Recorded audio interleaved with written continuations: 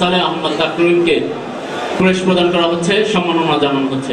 টাঙ্গাইলের নাগরপুরে উষ্ণ সংবর্ধনা ও ভালোবাসায় সিক্ত হলেন বিশ্বজয়ী কোরআনের হাফেজ সালে আহমেদ তাকরিম। বৃহস্পতিবার বেলা 11টায় উপজেলা পরিষদ হলরুমে তাকে সংবর্ধনা দেয়া হয়। সৌদি আরবের 42তম বাদশাহ আব্দুল আজিজ আন্তর্জাতিক হিফজুল কোরআন প্রতিযোগিতায় 111 দেশের 153 হাফেজের মধ্যকার এ প্রতিযোগিতায় তৃতীয় স্থান অর্জন করেন তাকরিম।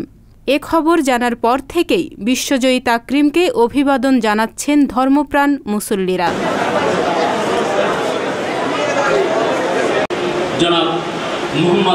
তৃতীয় স্থান অর্জন করায় হাফেজ সালে আহমেদ তাকরিম পুরস্কার হিসেবে পেয়েছেন 1 লাখ রিয়াল, সঙ্গে সনদ ও সম্মাননা।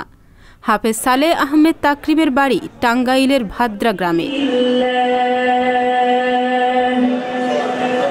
সংবর্ধনা অনুষ্ঠানে তাকরিমের সম্মানে জেলা প্রশাসক 1 লাখ, পুলিশ সুপার 1 লাখ ও উপজেলা প্রশাসনের পক্ষ থেকে ইউএনও 50,000 টাকা পুরস্কার প্রদান করেন। এছাড়া ইসলামিক ফাউন্ডেশন টাঙ্গাইলের পক্ষ থেকে সম্মাননা ক্রেস্ট প্রদান করা হয়।